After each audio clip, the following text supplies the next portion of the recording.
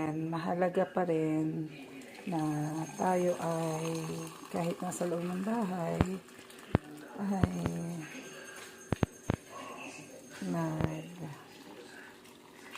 gagawa ng ganito hot water.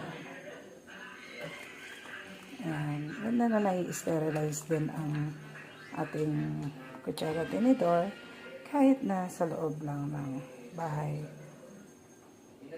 So, mahalaga din siya. Okay? Kaya, ugaliin din po natin na tayo po ay nag-sterilize ng kutsara tinidor sa bahay. Kahit sa bahay lang.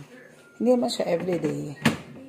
Kahit at least once a week, nasa bahay ka lang.